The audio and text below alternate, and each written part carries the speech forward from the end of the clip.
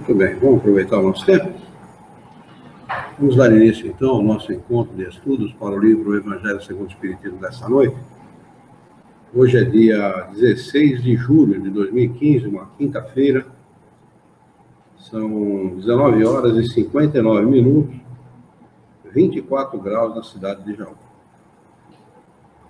Estamos transmitindo este encontro de estudos na Associação Jauense de Estudos Espíritas, localizada na cidade de Jaú, estado de São Paulo, Brasil. Nós estamos estudando o capítulo 5 do livro citado, cujo título é Bem-aventurados os aflitos. No item 22, um homem de bem teria morrido.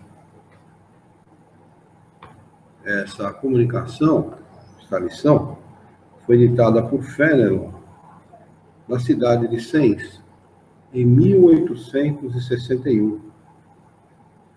E ela diz o seguinte: dizeis frequentemente, ao falar de um malvado que escapa a um perigo, se fosse um homem de bem, teria morrido. Pois bem, ao dizer isso, estais com a verdade, porque efetivamente Deus concede muitas vezes a um espírito ainda jovem, na senda do progresso, uma prova mais longa que a um bom que receberá em recompensa ao seu mérito o favor de uma prova tão curta quanto possível. Assim, pois, quando empregais este axioma, não duvideis de que estáis cometendo uma blasfêmia. O que é uma blasfêmia, gente? Isso. É falar de forma injuriosa contra a divindade, ou contra uma religião, ou contra um Deus, né? Na realidade, o que Fénelon está se referindo é que nós estamos falando de maneira injuriosa contra o Criador, porque a gente é ignorante de suas leis, e como a gente visualiza somente a vida material, a gente acha que estar vivo aqui é que é o prêmio.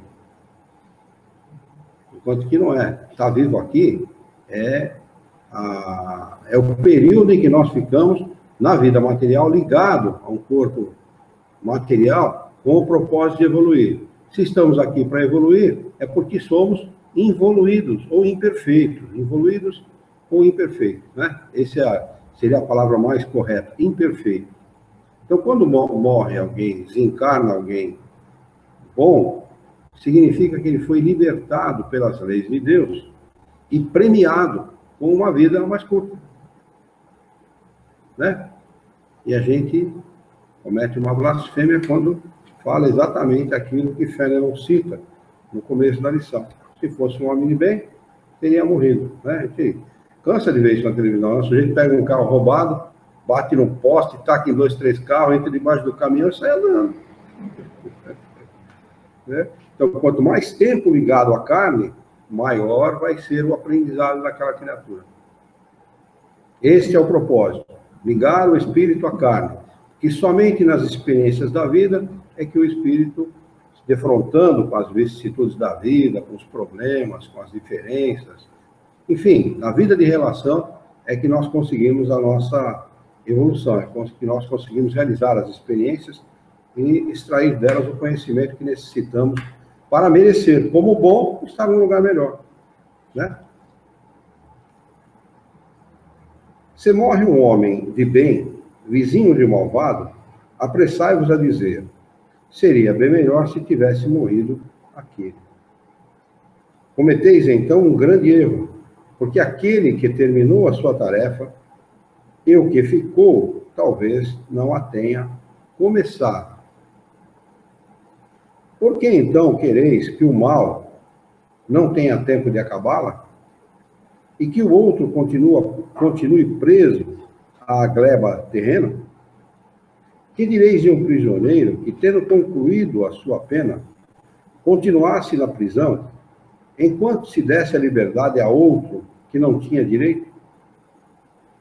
Ficai sabendo, pois, que a verdadeira liberdade está no desprendimento dos laços corporais, e que estais na terra, e que, enquanto estais na terra, estais em cativeiro. Olha como eles comparam a nossa vida aqui na terra. E a gente acha tão bom, né? Não é? Nós estamos num verdadeiro cativeiro. E é cativeiro mesmo, viu? É a palavra exata, que define muito bem a situação do espírito encarnado. Porque ele está preso, retido no corpo físico. As possibilidades espirituais, a gente cansa de discutir isso aqui, né, com os companheiros, são, né, os atributos do espírito e as faculdades que ele tem vão muito além, né, estão muito aquém, ou melhor, além das nossas possibilidades. Nós estamos muito aquém dessas possibilidades. Nós mal enxergamos, mal escutamos, muito mal nos locomovemos, mal nos comunicamos, é tudo mal aqui. É tudo precário. É nesse sentido que eu quero dizer. A gente, para externar, para expor uma ideia, a gente tem que usar de 1000 palavras, enquanto que o Espírito expõe a ideia com uma clareza muito grande, de maneira sucinta, porque ele expõe a ideia de pensamento para pensamento. Quer dizer, você não precisa, com um espírito, um alemão e um brasileiro, 2 espíritos desencarnados, um não precisa falar a língua do outro, porque eles falam a linguagem universal, que é a linguagem do pensamento. Só isso. Eu citaria mais uma, vai. Nós estamos numa quinta-feira, véspera de sexta, né, no finalzinho da semana, para quem já passou dos 18, que nem eu, você vai se aproximando de sexta-feira, o que acontece? O corpo vai sentindo o peso da semana, não é assim? Para o espírito não existe fadiga. Dá para imaginar uma situação dessa? Não. Trabalha, produz, e não tem fadiga. Na verdade, o cansaço para eles é quando eles estão inativos, né? Sem fazer nada. Seria tedioso, entediante. Né? Seria muito entediante, porque nós não fomos criados para a inação. Nós somos seres que fomos criados para colaborar com a harmonia do universo, o que significa dizer trabalhar sempre em benefício do outro. A nossa situação de precariedade na Terra é em função disso. Cada um trabalha por si, não trabalha pelo... Né? E nós não fomos criados para isso, nós fomos criados para trabalhar uns pelos outros, para colaborar com a harmonia do universo. Então o espírito, quando desencarna, ele se vê de posse de todas as suas faculdades, locomoção, visão, audição, enfim, ele tem tudo de forma aumentada. O superlativo, o significado dessa palavra. Ele tem a possibilidade de se locomover com a força do pensamento. E ele, naturalmente, ele vai multiplicar as possibilidades dele por 1 milhão, 2 bilhões, sei lá quanto. O que ele produz aqui, ele vai produzir muito mais. Então, você já imaginou você ter todas essas condições, falando de um espírito que tem essas condições, e ficar inaquilo? Não tem sentido. Nós não fomos criados para isso. Nós mesmos, né? Mesmo aqui na nossa vida, nós nos sentimos muito mal quando ficamos inativos. Né? Muito mal. A gente não... tem gente, por exemplo, que gosta tanto de fazer alguma coisa de útil, que não concebe a vida sem isso. Não entende a vida sem esse trabalho útil, esse trabalho, produzir alguma coisa de bom. Mesmo aqui na Terra. Né? Tem muita gente assim. Tem, é claro, os indolentes e tal, aqueles que trabalham pouco, ou quase não trabalham, né? Tem espíritos ainda infantis, né? Atrasados, imperfeitos, que pensam assim.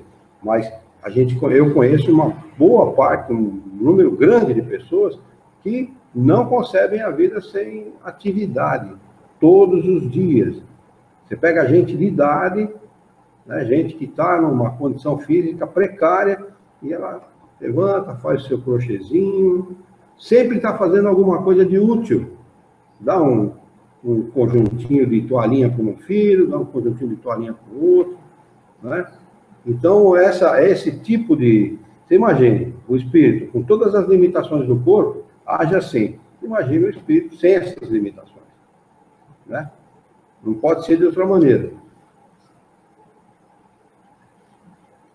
Nesse caso de desejar a morte, então nem sempre é uma coisa má. Claro que não. Claro que não. Na realidade, Na realidade, Orlando, não. Quando o Criador liberta alguém do corpo físico, ele está libertando essa pessoa do cativeiro, da vida material. Sabe? E ninguém mata o outro por desejar a morte. Ninguém consegue. O Senhor da vida é o Criador. Ele dá e tira a vida quando ele bem entende. Estou falando da vida material, porque a vida do Espírito ninguém tira. O Espírito é imortal.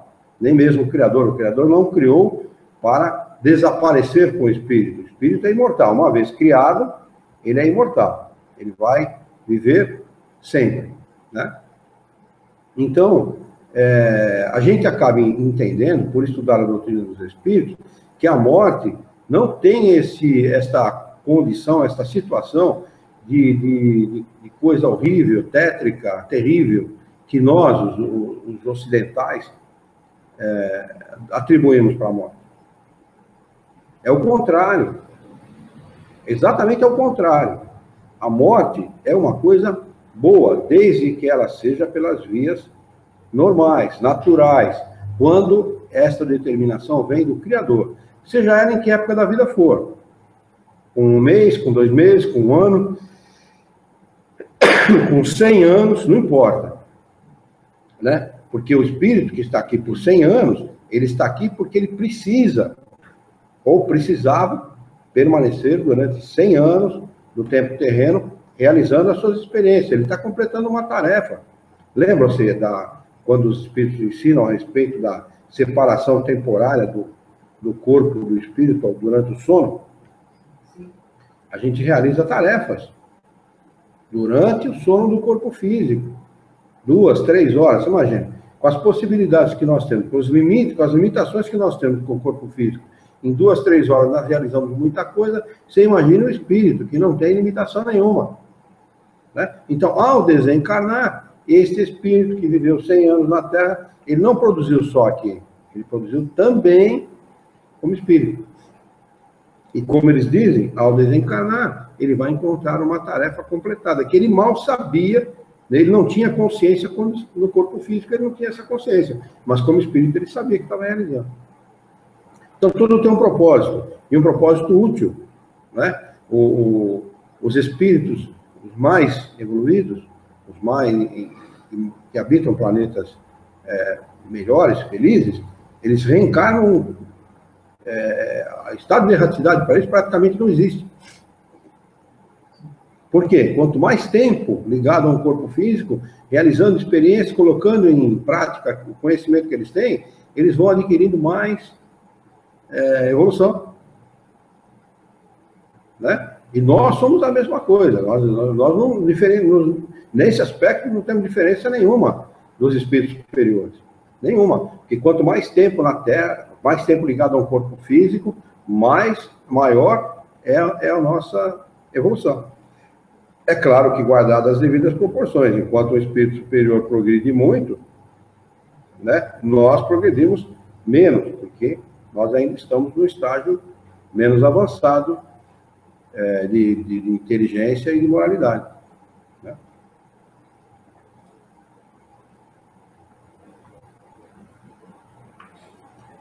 Habituai-vos a não censurar o que não podeis compreender, e crede que Deus é justo em todas as coisas. Frequentemente, o que vos parece um mal é um bem, mas as vossas faculdades são tão limitadas que o conjunto do grande todo escapa aos vossos sentidos obtusos.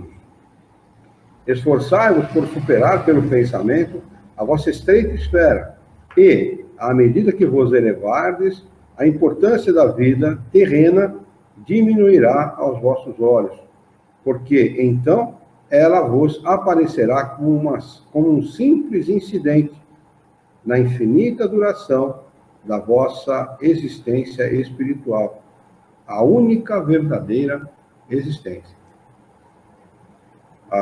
Essa nossa encarnação aqui, vai parecer um simples incidente.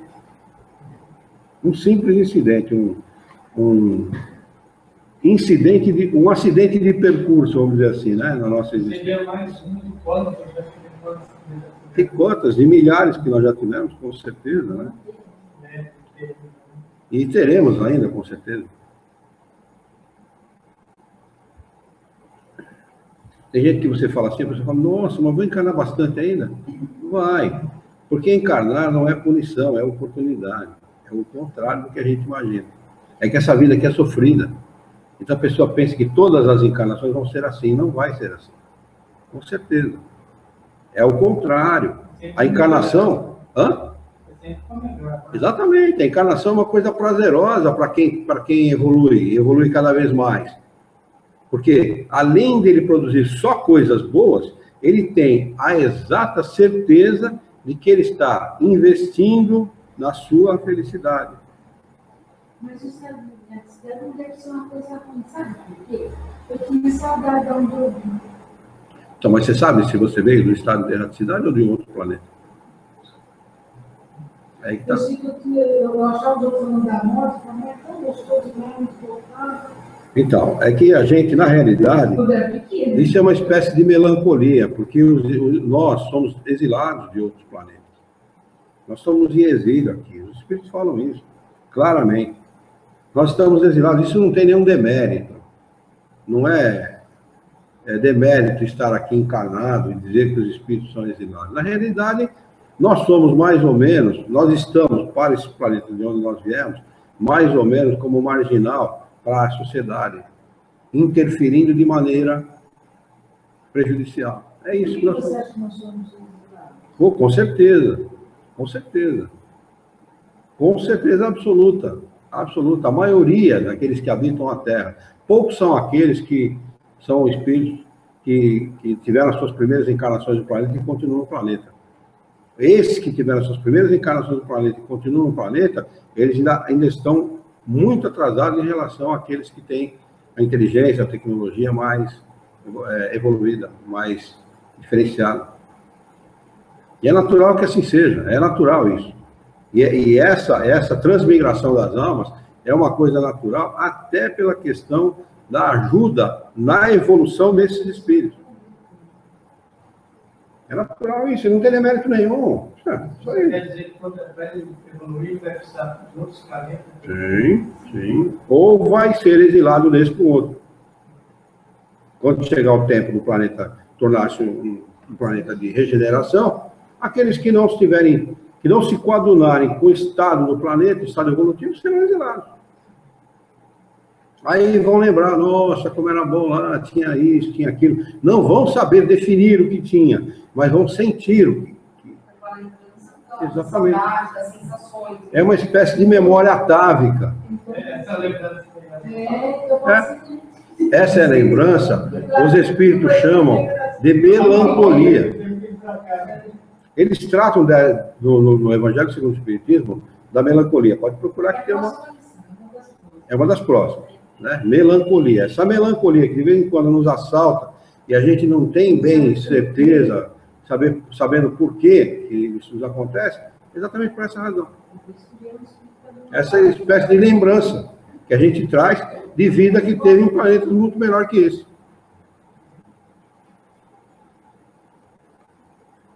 Vamos lá. Os tormentos voluntários. Outra comunicação assinada por Fénelon. Esta comunicação foi dada em Lyon, 1860, na cidade onde nasceu Kardec, né? Lyon, Kardec é lionês. Nasceu em 1804, 3 de outubro de 1804, só para registrar, né? Para ficar gravado, né? O homem está incessantemente à procura da felicidade, que lhe escapa a todo instante, porque a felicidade sem mescla não existe na Terra.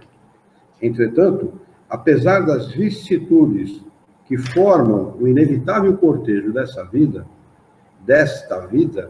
ele poderia, pelo menos, gozar de uma felicidade relativa. Está vendo como a gente não encarna para ser infeliz? Porque, embora a felicidade plena não seja desse planeta, a felicidade relativa é. Mas ele a procura nas coisas perecíveis, sujeitas às mesmas vicissitudes. Tudo que é material acaba. Tudo que é material, tudo. Imaginem o que vocês quiserem, qualquer coisa, é material, acaba. Tem um começo, mas certamente tem um fim. O que é espiritual não, é perene. O que é espiritual não tem fim. É para sempre. Quando falta dinheiro, ele está se ficando problema, o primo dela está dando um problema no serviço dele lá, e infartou por causa disso. Infarta mesmo. Infarta mesmo. É saber os compromissos que o cara tem e não tem condição de cumprir, o cara infarta mesmo. É preocupação. Não adianta, não adianta. Pode não adiantar, mas cada um reage de uma maneira, né? Não há como evitar. Mas ele a procura nas coisas perecíveis, sujeitas às mesmas vicissitudes, ou seja, nos gozos materiais, em vez de buscá-las nos gozos da alma, que constituem uma antecipação das imperecíveis alegrias celestes. Em vez de buscar a paz do coração, única felicidade verdadeira neste mundo, ele procura com avidez tudo que pode agitá-lo e perturbá-lo. E, coisa curiosa, parece criar de propósito os tormentos que só a ele cabia evitar. Será que alguém pode, em sã consciência, negar essa afirmação do inferno? É verdadeiro isso. Lamentavelmente, e de uma forma inexplicável, é verdadeiro. O cara vai em busca, à procura dos próprios tormentos. É incrível. É contraditório. É. Põe culpa na vida, né? Põe culpa na azeitona da empada, né? E toma 2, 3 cachaças, 10 cachaças, põe culpa na azeitona. Azeitona que me fez mal. Empada que fez mal. Não, a azeitona da empada. Azeitona. Eu já vi um cara falar isso, mano. Azeitona. Haverá maiores tormentos que os causados pela inveja e o ciúme? Para o invejoso e o ciumento, não existe repouso. Sofrem ambos de uma febre incessante. As posses alheias lhes causam insônias. O sucesso dos rivais lhes provoca vertigens. Seu único interesse é o de eclipsar os outros. Toda a sua alegria consiste em provocar nos insensatos como eles a cólera do ciúme. Pobres insensatos, com efeito, que não se lembram de que talvez amanhã tenham de deixar todas as futilidades cuja cobiça lhes envenena a vida. Não é a eles que se aplicam essas palavras: bem-aventurados os aflitos, porque serão consolados, pois os seus cuidados não têm compensação no céu. Sofrem tremendamente, e não é para eles que Jesus falou essas palavras, né? Embora sofram muito, muitas vezes mais do que aqueles que sofrem por outras razões. Sofrem 2 vezes, né, Suíça? Aqui, por não conseguir viver a própria vida, ficarem meditando nessa cólera, e lá por pagar todo o mal. Na realidade, o que levou ele a esse sofrimento não foi o sofrimento natural imposto pela prova ou pela expiação. Foi um sofrimento que ele se impôs por alimentar o sentimento de vaidade, de orgulho, de ciúme, de inveja. Então, aí chega lá, quando desencarna também, ele deixou de fazer para ele o bem que alimentou o mal. Pior é que ele não chega lá, ele fica aqui mesmo. Entendeu? Sofre. Passando pelos problemas que ele mesmo alimentou. E, na realidade, quando desencarna, ele continua alimentando e retroalimentando esse sentimento, viu? Muitos desencarnam dessa forma, sabe? Agarrado à posse, viu? Agarrado às coisas, é meu. O cara nem percebe que desencarnou. Terrível. É um sofrimento. E olha, tem espíritos que duram séculos, milênios nessa situação. Tá? No nosso tempo, né? Para eles não tem esse caráter, né? O tempo não tem esse caráter, porque passa de maneira diferente. Mas imagine vocês, o cara perder 1 século, 2 séculos, 3 séculos, quando ele podia estar encarnado, evoluindo, melhorando a sua própria existência, né? É um absurdo. Ciúme, inveja, longe da gente. Isso é um cancro. Isso é uma ferida que se abre na vida da pessoa, e para fechar, é terrível. Quantos tormentos, pelo contrário, consegue evitar aquele que sabe contentar-se com o que possui, que vê sem inveja o que não lhe pertence, que não procura parecer mais do que é. Está sempre rico, pois se olha para baixo, em vez de olhar para cima de si mesmo, vê sempre os que possuem menos do que ele. Se você falar isso para o materialista, você vai sair e ver lá por baixo. Eles falam dessa forma, que ninguém deve olhar quem está embaixo, deve olhar quem está em cima. E essa é a característica do invejoso, do ciumento. Está sempre calmo, porque não inventa necessidades absurdas. E a calma, em meio das tormentas da vida, não será uma felicidade? Não dá para negar, né? A verdadeira desgraça. Essa senhora é a Madame de Geradin, aquela que se comunica com Kardec na Revista Espírita, para dizer para Kardec como é que foi o desencarne dela. Lembra que nós estudamos? Isso, apontou o seu espírito guia, apontou a estrela e falou, é para lá que nós vamos, dessa senhora aqui. É? Não é Sofia? Não, é a Madame de Geradin. Eu achei que fosse Sofia. É? Bom, posso estar fazendo aqui, cometendo um equívoco aqui, mas para mim... Essa Madame de Geradin fazia as sessões na casa dela. Isso mesmo. E ela desencarnou e comunicou-se com Kardec. E estava bem espiritualmente, muito bem. Desencarnou bem para chuva. Tanto que é uma das comunicações dela aqui, ó, no Livro dos Espíritos, né? Está colocada aqui como uma instrução. Todos falam da desgraça, todos a experimentam e julgam conhecer o seu caráter múltiplo. Venho dizer-vos, porém, que quase todos se enganam, pois a verdadeira desgraça não é, de maneira alguma, aquilo que os homens, ou seja, os desgraçados, supõem. Eles veem na miséria, na lareira sem fogo, no credor impaciente, no berço vazio do anjo que antes sorria, nas lágrimas, no féretro que se acompanha de cabeça descoberta e coração partido, na angústia da traição, na privação do orgulhoso que desejava vestir-se de púrpura e esconde sua nudez os farrapos da vaidade. Tudo isso e muitas outras coisas ainda chamam-se desgraça na linguagem humana. Sim, realmente são desgraça para aqueles que nada veem além do presente. Mas a verdadeira desgraça está mais nas consequências de uma coisa do que na própria coisa. Dizei-me se o mais feliz acontecimento no momento que traz funestas consequências não é, na realidade, mais desgraçado que aquele inicialmente aborrecido que acaba por produzir o bem? Dizei-me se a tempestade que despedaça as árvores, mas purifica a atmosfera, dissipando os miasmas insalubres que poderiam causar a morte, não é antes uma felicidade que uma desgraça? Para julgar uma coisa é necessário, portanto, ver-lhe as consequências. É assim que, para julgar o que é realmente feliz ou desgraçado para o homem, é necessário transportar-se para além desta vida. Porque é lá que as consequências se manifestam.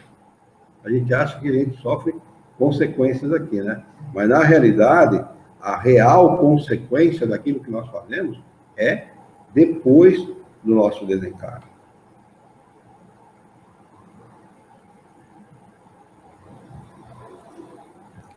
Ora, tudo aquilo que ele chama desgraça, de acordo com a sua curta visão, cessa com a vida e tem a sua compensação na vida futura.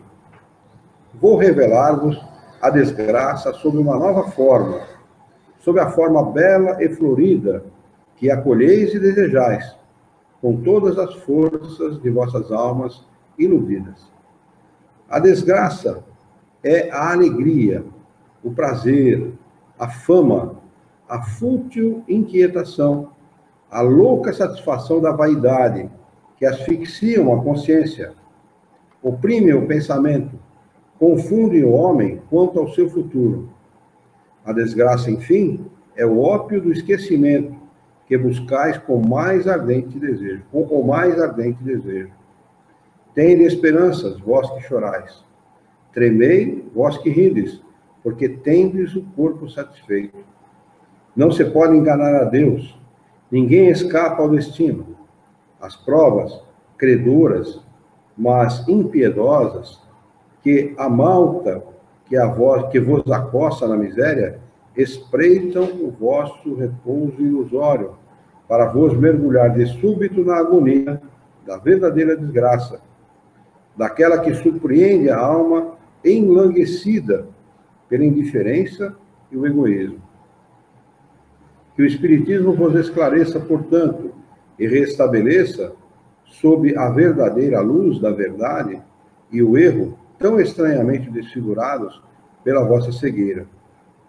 Então, agireis como bravos soldados, que, longe de fugir ao perigo, preferem a luta nos combates arriscados à paz que não oferece nem glória, nem progresso. Que importa ao soldado perder as armas, o equipamento e a farda na refrega, contanto que saia vitorioso e coberto de glória?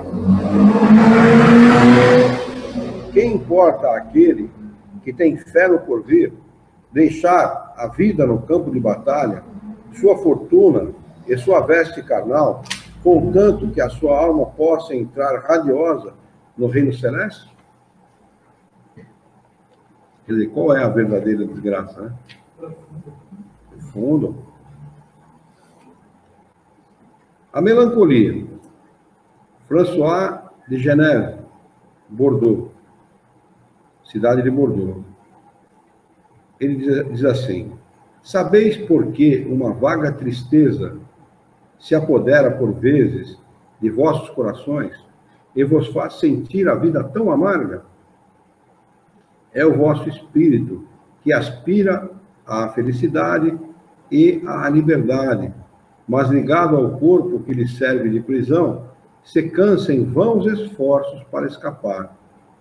E vendo que esses esforços são inúteis, cai no desânimo, fazendo o corpo sofrer sua influência, com a languidez, o abatimento e uma espécie de apatia que de vós se apoderam, tornando-vos infelizes. Acreditai no que vos digo e resisti com energia a essas impressões que vos enfraquecem a vontade. Essas aspirações de uma vida melhor são inatas no espírito de todos os homens, mas não a busqueis nesse mundo. Agora que Deus vos envia os seus espíritos para vos instruírem sobre a felicidade que vos está reservada, esperai pacientemente o anjo da libertação, que vos ajudará a romper os laços que mantêm cativo o vosso espírito. Pensai que tendes a cumprir, durante vossa prova na terra, uma missão de que já não podeis duvidar, seja pelo devotamento à família, seja no cumprimento dos diversos deveres que Deus vos confiou. E se, no curso dessa prova, no cumprimento de vossa tarefa, virdes tombarem sobre vós os cuidados, as inquietações e os pesares, sede fortes e corajosos para os suportar. Enfrentai-os decisivamente, pois são de curta duração, e deve conduzir-vos junto aos amigos que chorais, que se alegrarão com a vossa chegada, e vos estenderão os braços para vos conduzirem a um lugar onde não tem acesso às amarguras terrenas.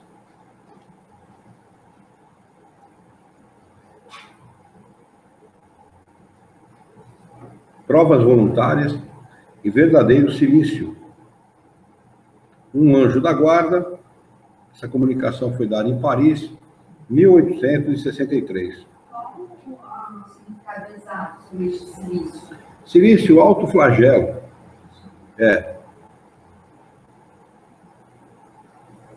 Não tem lá como é que é o nome daquele país? Tal de pessoal Indonésia. Eles pegam aqueles chicotes e ficam. É madeira que eles põem na ponta. Não sei o que eles põem na ponta, eu sei que deve ser um negócio de ferro, uma coisa assim de aço. Perguntai se é permitido abrandar as vossas provas. Alguém deve ter perguntado para esse espírito se é permitido abrandar as nossas provas, né? Essa pergunta lembra estas outras. É permitido ao que se afoga procurar salvar-se? E a quem espetou um espinho retirá-lo? Ao que está doente chamar o médico? As provas têm por fim exercitar a inteligência, assim como a paciência e a resignação. O homem pode nascer numa posição penosa e difícil, precisamente para obrigá-lo a procurar os meios de vencer as dificuldades. Mérito consiste em suportar sem murmurações as consequências dos males que não se podem evitar, em perseverar na luta, em não se desesperar quando não se sai bem, e nunca em deixar as coisas correrem, que seria antes preguiça que virtude. Oi? Está cheio de gente assim. Está cheio. Essas questões nos conduz naturalmente a outra. Desde que Jesus disse, bem-aventurados os aflitos, há méritos em procurar as aflições, agravando as provas por meio de sofrimentos voluntários? A isso responderei muito claramente. Sim, é um grande mérito quando os sofrimentos e as privações têm por fim o bem do próximo, porque se trata da caridade pelo sacrifício. Não quando eles só têm por fim o bem próprio, porque se trata de egoísmo pelo fanatismo. Então, esse autoflagelo que as pessoas se impõem, isto é mais egoístico do que propriamente com outro propósito, né? Tem gente que se prega na cruz, né? Se flagela dessa maneira. Seria uma fuga, no meu ponto de vista, porque a pessoa vai, pesa na consciência, ela vai, se flagela e volta nisso. Não é assim, né? Se ela fizer dessa maneira que você está falando, aí que não vai ter valor nenhum, né? Nem para ela, nem para Deus. Porque é como se fosse um perdão. Pronto, aquela falha minha, eu já me sacrifiquei a isso. Mas pior do que isso, é aqueles que acreditam que alguém pode, através de alguma maneira, dar o perdão das faltas cometidas. Algum outro humano pode fazer isso por ele. Porque ninguém pode fazer isso por ninguém. Isso enseja a reincidência no erro. Porque ele erra, vai lá, pede perdão, é perdoado, volta, erra novamente, vai lá, pede perdão, é perdoado, erra novamente, vai lá, pede perdão, é perdoado. Na realidade, a instituição criou essa situação exatamente para manter o cara ligado à instituição. Só por isso. Essa é a realidade, né? A gente só se perdoa quando a gente sente a consciência tranquila. Aí você realmente se perdoou, né? Porque o perdão, na realidade, ele não existe para ser dado para as outras pessoas. E a gente só não perdoa os outros que não se perdoa, né? Começa as suas falhas, né? E acaba apontando no outro as consequências dos seus erros. Ah, mas fulano fez isso para mim. Fez, mas se você estivesse acima disso, não teria feito. Fez porque você estava na relação e permitiu que fosse feito. Muitas vezes por egoísmo, muitas vezes por ganância, né? Tem gente que sofre esses ataques desses marginais que tem por aí, desses caras que pregam peça nas pessoas por dinheiro, por ganância. Né? O cara falou, tenho aqui um bilhete premiado e tal. É a historinha do bilhete premiado, que é mais velho que andar para frente. Tem gente que cai, tá cheio de gente que cai. Mas por quê? Cai por ganância. Cai porque sabe que ele vai investir 5 para ganhar 20, ou 50. E, no entanto, o malandro está querendo tomar os 5 dele. Está querendo, ele na realidade, o que ele está querendo é levar vantagem mesmo. Né? É bom que ele tem que dar dinheiro na igreja lá para pensar nisso. Tem gente que no final da vida, eu ouvi falar que aqui em Jaú, muita gente deu fazenda. Para ver se dá uma amenizadinha. Para comprar um terreninho no céu. Ele dá uma fazenda, compra um terreninho no céu, vai estar bem, né? Ou senão vai entrar no hospital. Né? Na realidade, o cara passa uma vida inteira cometendo seus equívocos, e chega no final da vida, a consciência perde. Né? Acaba tentando consertar dessa maneira, mas só uma outra encarnação e não dá outra. Estava comentando isso com a Luciana. Tem um pessoal perto de casa, uma senhora com 2 filhos. Eles saem todos os dias na rua para pegar material reciclável para vender. Fala, olha, filha, isso é o retrato do rico que esbanjou, que enganou, que prevaricou com o dinheiro dos outros, que corrompeu, enfim. E tudo isso que a gente vê as pessoas cometerem nos governos brasileiros, nos outros governos por aí, ou as pessoas, a miúdo, em suas vidas pessoais, fazem, tem como consequência isso. Na realidade, não é que Deus colocou essa senhora, esses 2 filhos, nessa situação para os punir, não é. Eles pediram essa situação. É tamanho o peso da consciência do espírito que eles, eu preciso de uma encarnação assim para ressarcir a minha culpa com a sociedade. Né? Os espíritos falam isso. Cometem um monte de erros, depois em outras encarnações arrastam encarnações miseráveis. Exatamente isso. No futuro eu vou ter um monte de miserável. Mas escuta, o nosso mundo tem um monte de miserável. Poxa, não tem. Não é que no futuro, nós já temos. Mas nós já temos. E o que vocês acham que nós fizemos antes de chegar no plano espírita e tentar melhorar? Nós vamos mais bonzinho que eles? Com certeza não. Com certeza não. Cometemos os nossos equívocos, uns mais, outros menos, mas cometemos, com certeza. O espírito só ganha maturidade a partir do momento que ele vivencia. A vivência, a experiência, é que traz essa maturidade. Por que existem pessoas imaturas e pessoas maduras? Vem cara que atinge 40, 50 anos de idade, 60 anos de idade, é um moleque. Homem, eu estou falando de homem. E mulheres a mesma coisa. Né? Por quê? E outros que nascem perfeitamente maduros, são maduros desde a infância. Reconhece a maturidade na criança. Né? Por quê? Deus privilegiou aquele em detrimento do outro, que é imaturo? Absolutamente. Não existe, as leis são iguais para todos. Não existe diferença. Deus não ama mais um que o outro. A lei ela é igual, ela age por um rigoroso processo distributivo. É igual para todo mundo, não tem diferença. É que aquele que é imaturo viveu menos que o outro que é maduro. Só isso. Essa é a diferença. Muitas mais encarnações, viveu intensamente as suas experiências e chegou a um ponto que ele falou, bom, não adianta mais fazer o que eu estou fazendo, eu tenho que mudar. Consciência.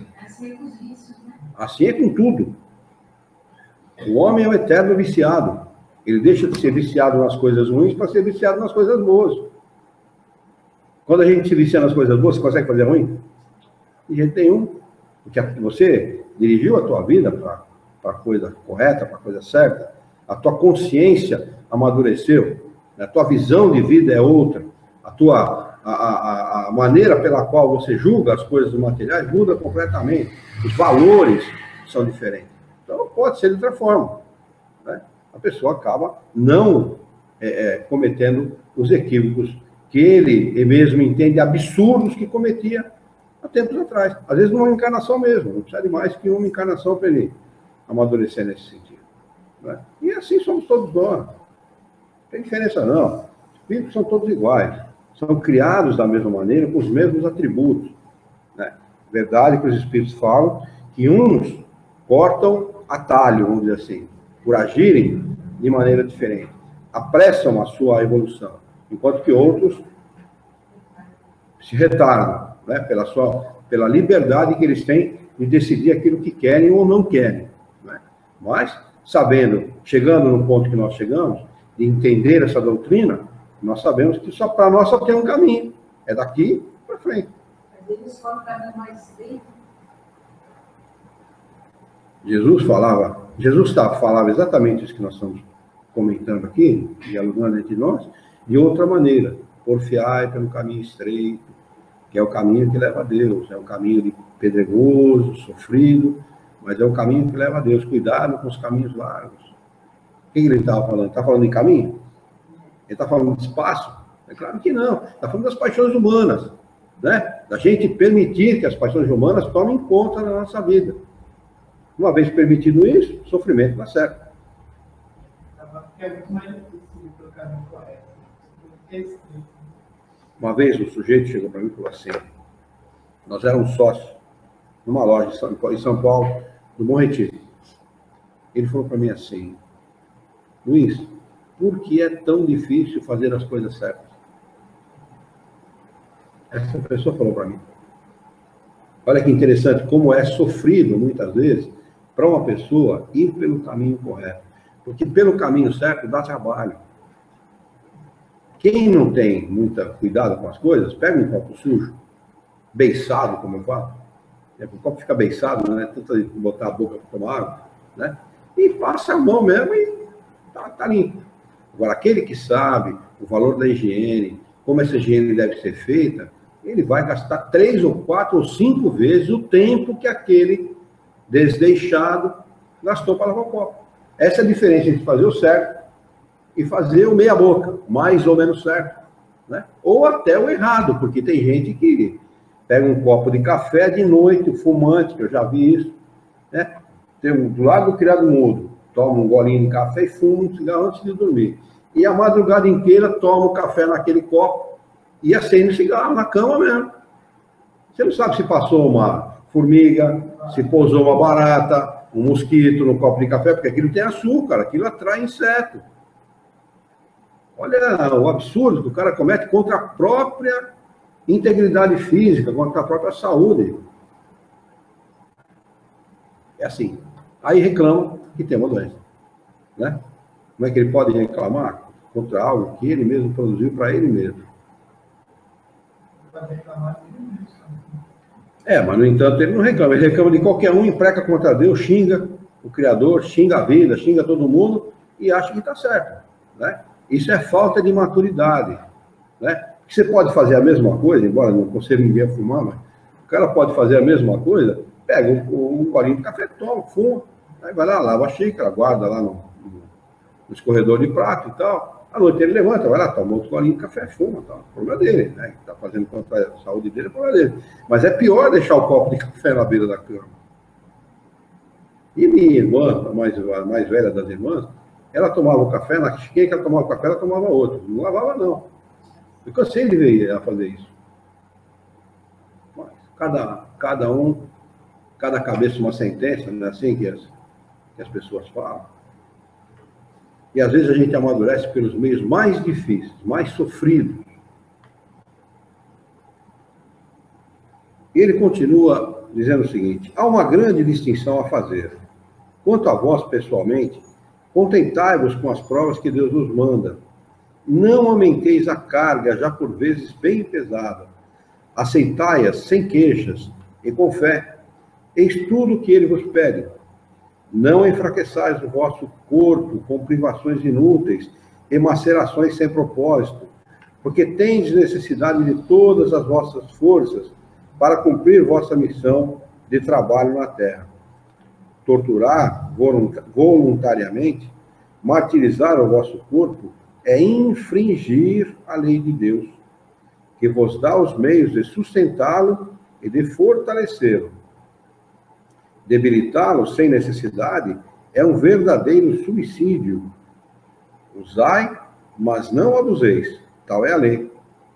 O abuso das melhores coisas traz as suas punições, pelas consequências inevitáveis. Bem outra é a questão do sofrimento que uma pessoa se impõe para aliviar o próximo. se suportardes o frio e a fome para agasalhar e alimentar aquele que necessita, o vosso corpo sofrer com isso, eis um sacrifício que é abençoado por Deus. Vós que deixais vossos tocadores perfumados para levar consolação aos aposentos infectos, que sujais vossas mãos delicadas curando chagas, que vos privais do sono para velar à cabeceira de um doente, que é vosso irmão em Deus. Vós, enfim, que aplicais a vossa saúde na prática de boas obras, tendes nisso o vosso cilício, verdadeiro cilício de bênçãos, porque as alegrias do mundo não ressecam o vosso coração. Vós não adormecestes no meio das voluptuosidades enlanguecedoras da fortuna, mas vos transformastes nos anjos consoladores dos pobres deserdados. Mas vós que vos retirais do mundo, para evitar suas seduções e viver no isolamento, qual a vossa utilidade na terra? Ninguém que ele está falando? Hã? Desses religiosos que se enfiam em conventos, desses mosteiros, isolados da sociedade e tal. Isso não tem valor nenhum para Deus. Nenhum.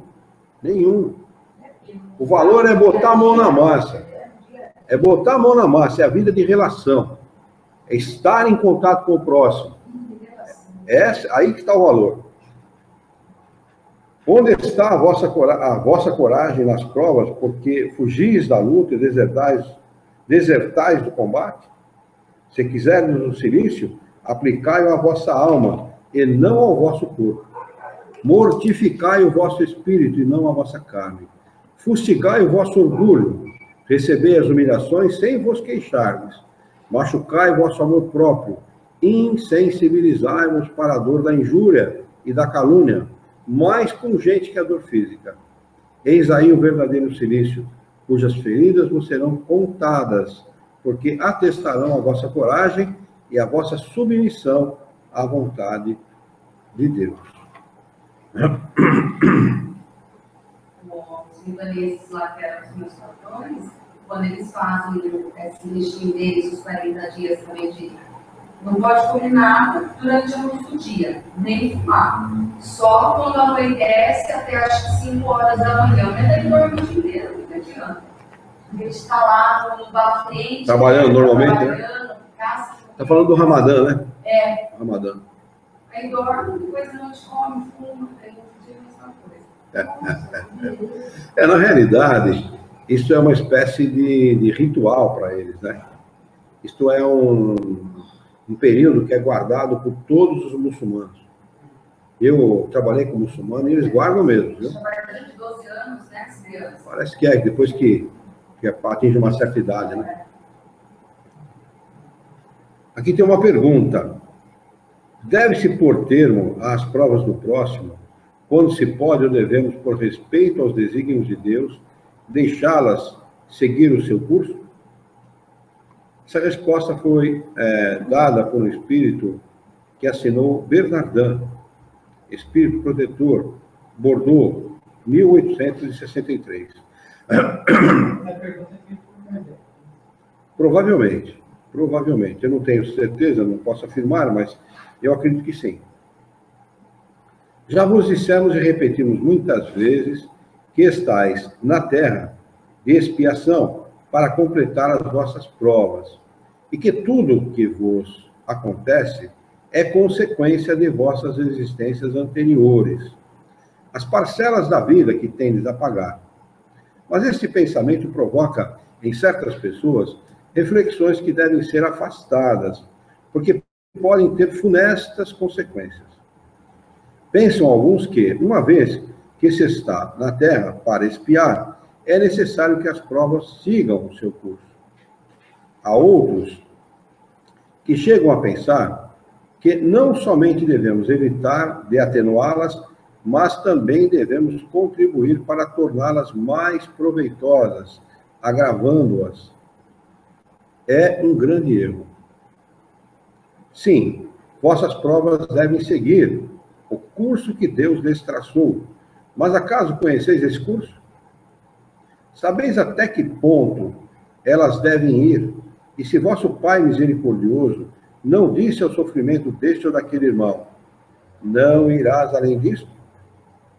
Sabeis, se a providência não vos escolheu, não como instrumento de suplício para agravar o sofrimento do culpado, mas como bálsamo, como consolador, que deve cicatrizar as chagas abertas pela sua justiça? Não digais, portanto, ao verdes um irmão ferido, é a justiça de Deus, e é necessário que siga o seu curso. Mas dizei ao contrário, vejamos que meios nosso Pai misericordioso me concedeu para aliviar o sofrimento de meu irmão. Vejamos se o meu conforto moral, meu amparo material, meus conselhos poderão ajudar a transpor esta prova com mais força, paciência e resignação. Vejamos mesmo se Deus não me pôs nas mãos os meios de fazer cessar este sofrimento. Se não me deu como prova também, ou talvez como expiação, o poder de cortar o mal e substituí-lo pela bênção da paz.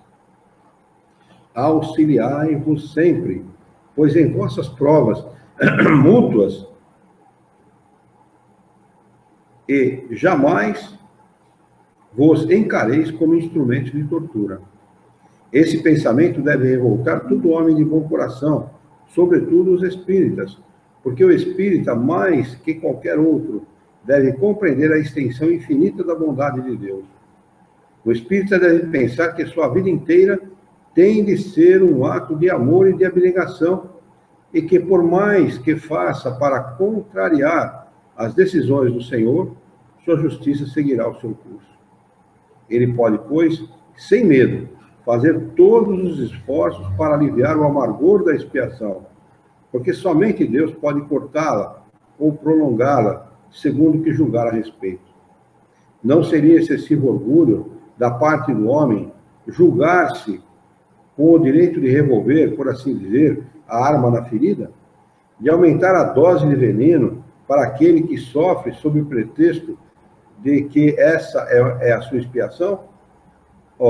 Considerai-vos sempre como instrumento escolhido para fazê-la cessar. Resumamos assim: estáis todos na terra para expiar, mas todos, sem exceção, deveis fazer todos os esforços para aliviar a expiação de vossos irmãos, segundo a lei de amor e caridade. Vamos anotar aqui a data de hoje, 16 de julho de 2015. No item 28, é também uma pergunta para nós retomarmos o nosso próximo encontro de estudos.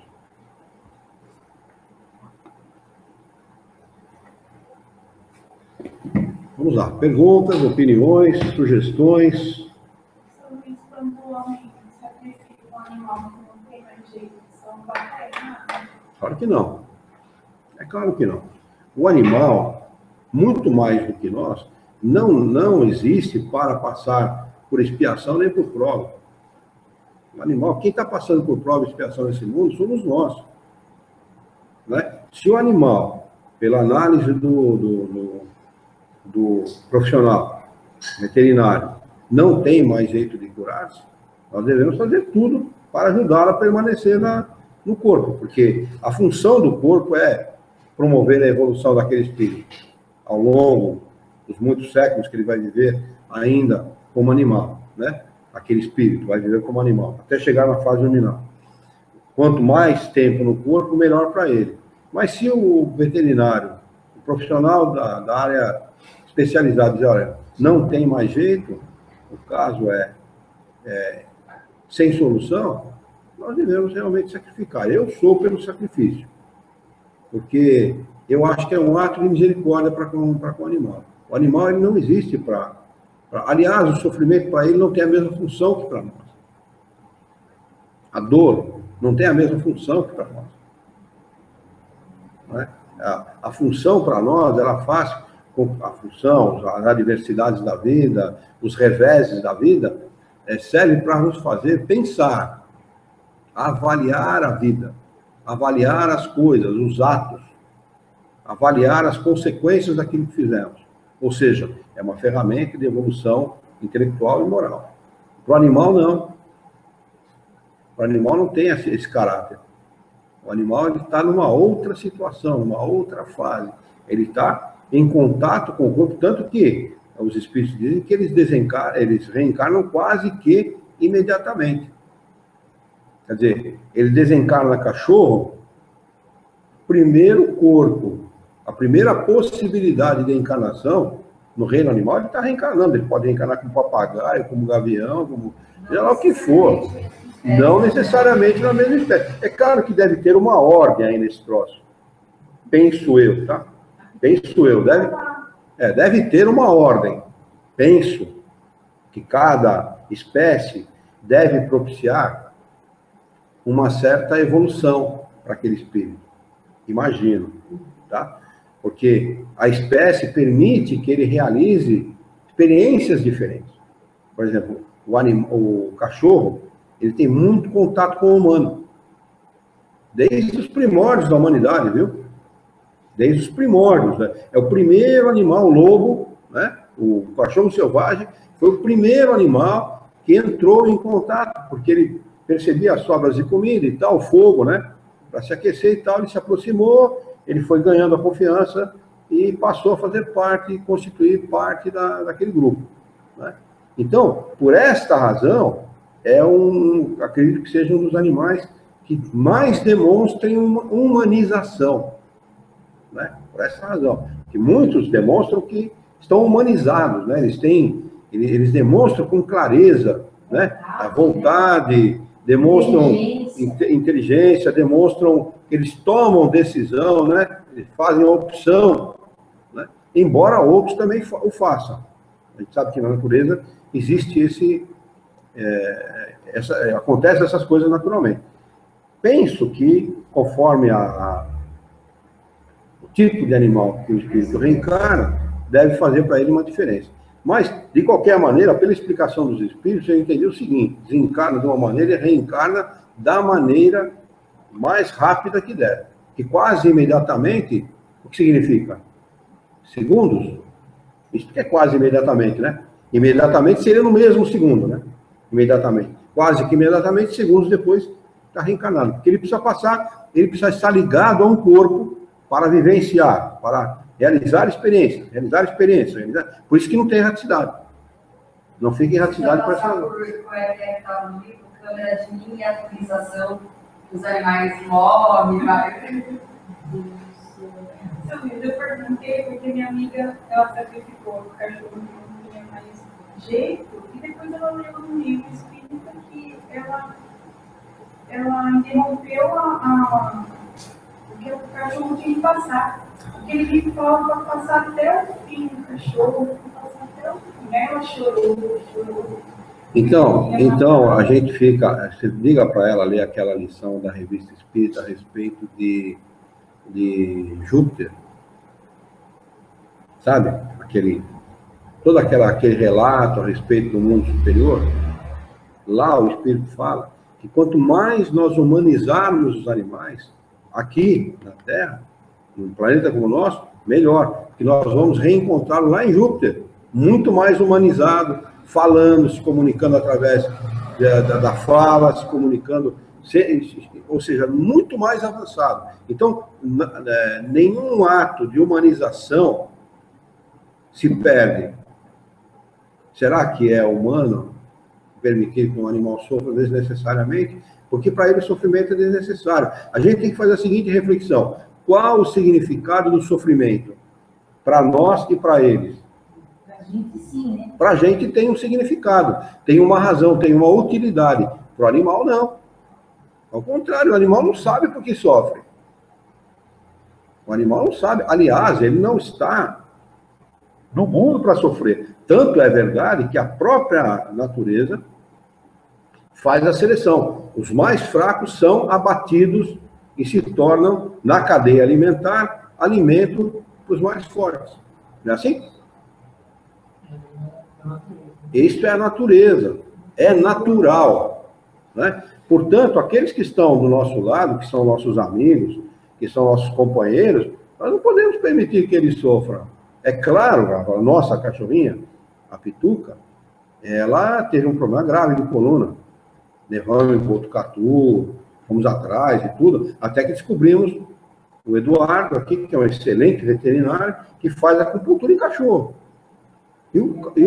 E o Eduardo até hoje faz acupuntura nela e ela se recuperou. Nós chegamos a pensar, eu e ela, falei, vamos sacrificar. Ela andava e gritava. Mas nós fomos até a última consequência para ver se conseguimos recuperar. Recuperamos. Está bem, ela faz parte da família, a gente conversa com ela, enfim, ela é parte integrante da família. Agora, se não houvesse jeito, você não tem a dúvida que eu sacrificaria. Um pesar muito grande, porque a gente tem amor por ela. Né? Mas eu sacrificaria, com certeza. Diga para ela, fale para essa sua amiga, que existe um cara chamado Polito Leon Denis Arrivaio, Allan Kardec.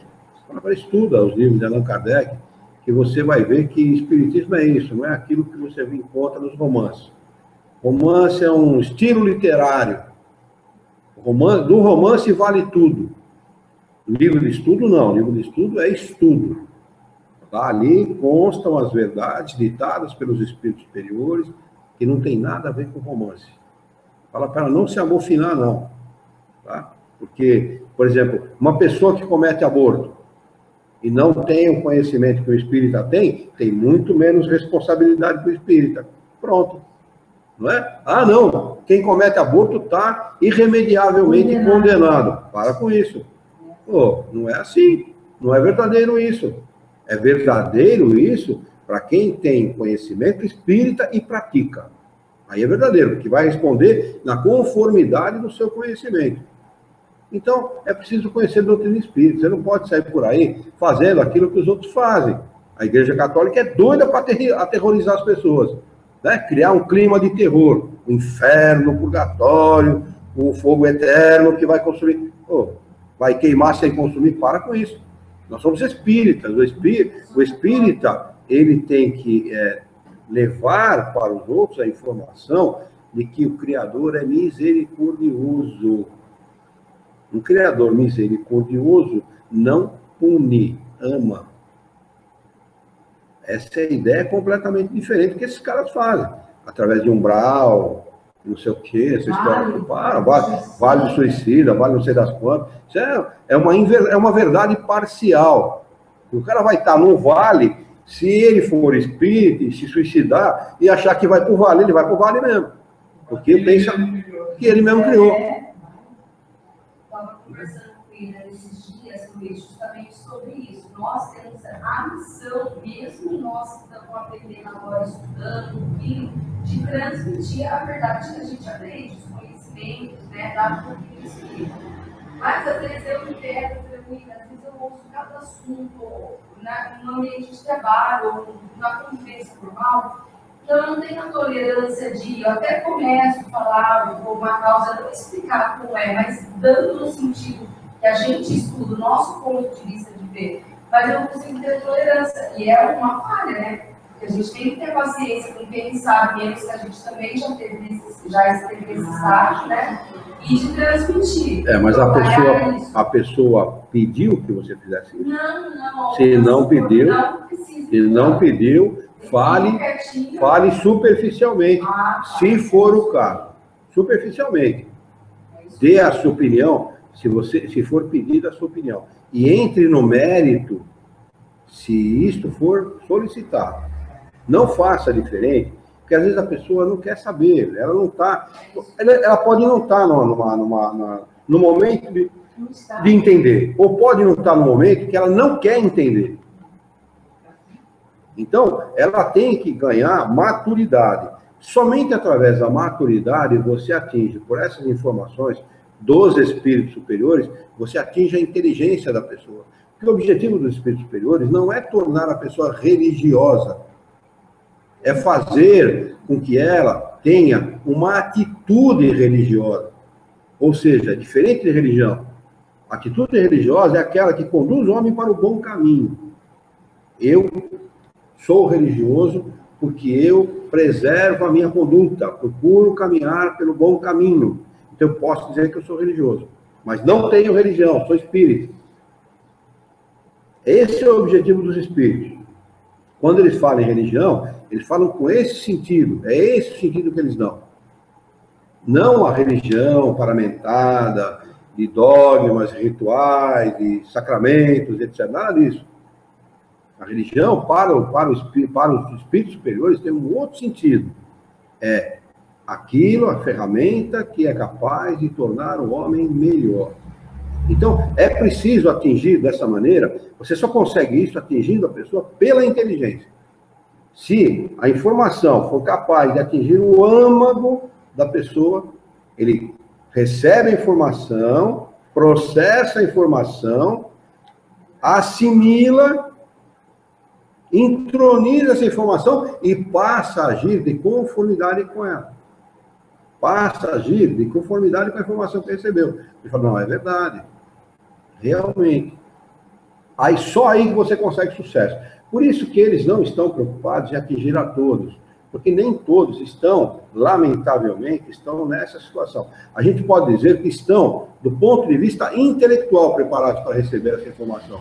Mas muitos não estão do ponto de vista da maturidade do senso moral, lamentavelmente. Então, se a pessoa não pedir, não faça. Se pedir, qual é a opinião do espiritismo a respeito da coisa? Aí você descarrega o verbo. Aí sim é seu dever. Mas fora isso, boca fechada não entra mosquito. Vamos fazer a nossa prece? Vamos elevar o nosso pensamento, mentalizar a figura excelsa e amiga de Jesus, o nosso mestre, modelo e guia da humanidade.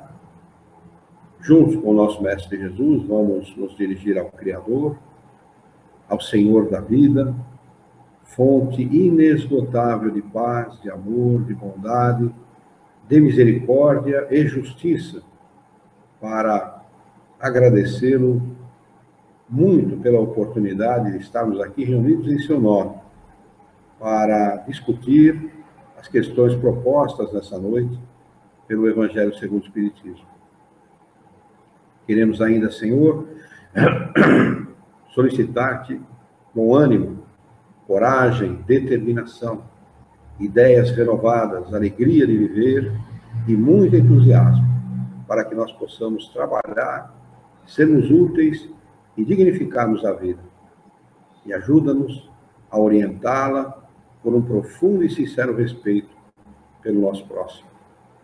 Em teu nome, Senhor, em nome de Jesus, em nome dos bons espíritos, em nome do nosso diretor espiritual e de sua equipe, e todos os encarnados e desencarnados que estão presentes ao nosso encontro de estudos dessa noite, nós o declaramos encerrado.